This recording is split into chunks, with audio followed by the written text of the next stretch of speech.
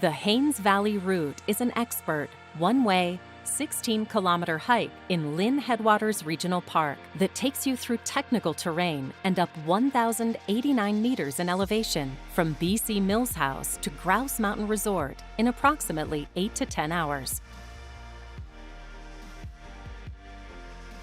The best time of year to attempt this hike is midsummer to early fall, as Metro Vancouver Regional Parks closes the Haynes Valley route throughout the winter and spring, as multiple hazards, including avalanche, icy slopes, rockfall, and buried trail markers are common.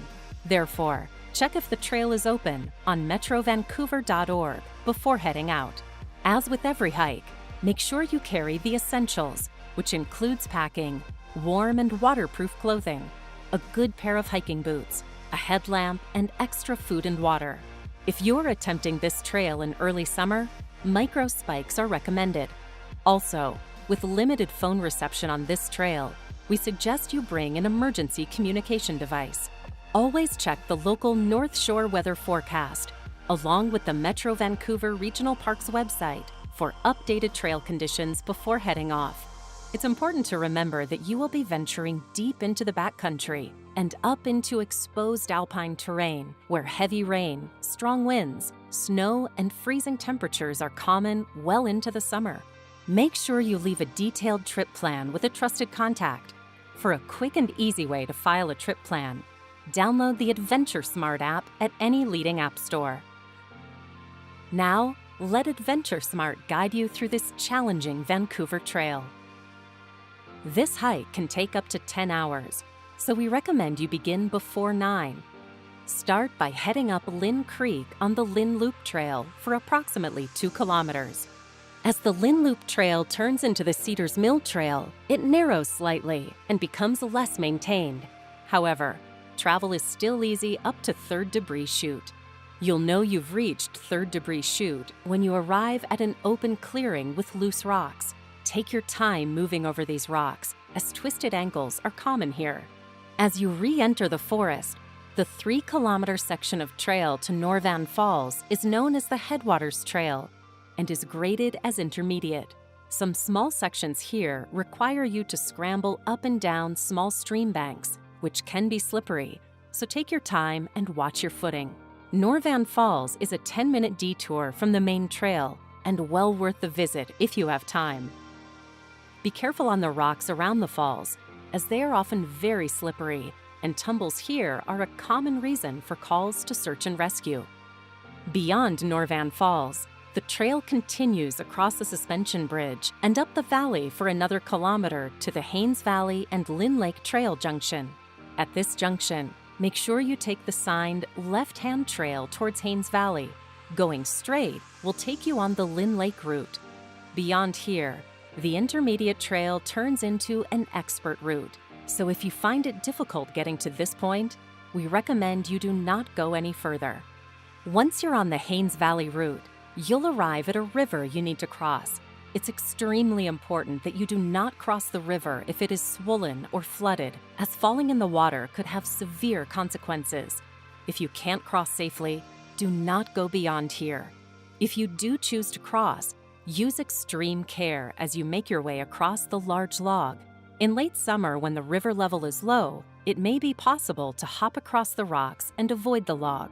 Because the trail is now an expert route, it will be dominated by rocks, roots, and mud. Route finding is also more difficult, so make sure you follow the yellow markers on the trees to stay on the trail. These markers can often be far and few between, so we recommend carrying a map or using GPS. If you have a means to purify water, try and fill up on this section of the trail, as water is very limited beyond here, especially in late summer. A further 2.5 kilometers up the Haynes Valley Trail, you'll reach a helicopter pad, which, time-wise, is about the halfway point of your hike. Although you've completed 10 of the 16 kilometers, the final 6 kilometers will take you approximately the same amount of time as the previous 10 kilometers. This is due to the steep and challenging terrain ahead. This helicopter pad is also an essential decision-making point, as the next 6 kilometers are difficult. So assess your group's fitness. the weather, and trail conditions. From here, you should be able to see Crown Pass. If you can't see the pass or the trail due to low clouds, rain, or snow, consider turning back. Beyond the helipad, the trail quickly disappears and gives way to a very large boulder field.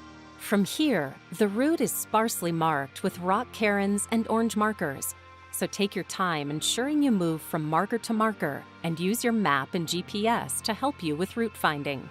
Traversing the boulder field is slow and difficult, so take your time, watch your footing, and use your hands. During hot summer days, this section can be scorching, so drink water often to avoid dehydration. When you get to the top of the boulder fields and re-enter the forest, you will arrive at Crown Pass. Turn left at the well-signed T-junction to continue towards Grouse Mountain Resort and the Sky Ride. At this junction, views of the city have often caused people to head straight and start descending, thinking it is the most direct route home. Missing this left-hand turn will lead you down a very steep and heavily cliffed face. With a significant amount of climbing still to go, the next kilometer of the route remains challenging as you traverse around Goat Mountain. This final section of the traverse continues steeply uphill and requires you to use the installed chains to pull yourself up over rock slabs, roots, and boulders. Again, take your time up this section. The final junction is at the intersection for Goat Mountain. Stick right and keep following the signs for the Sky Ride gondola. Just beyond Dam Mountain, the 14.8-kilometer mark signals the end of the official Haynes Valley route. However, there is still 1.2 kilometers of easy, well-maintained trail to go before you reach the Sky Ride gondola. From here, the easiest way down is to take the Sky Ride back to the base of the mountain. Fit hikers can choose to walk one of the many trails back down if the Haynes Valley backcountry adventure wasn't quite enough for them. Although the Haynes Valley route is in Vancouver's backyard, don't underestimate its difficulty, as it crosses through challenging terrain deep in the backcountry. Make sure you take the small but necessary pre-trip planning steps.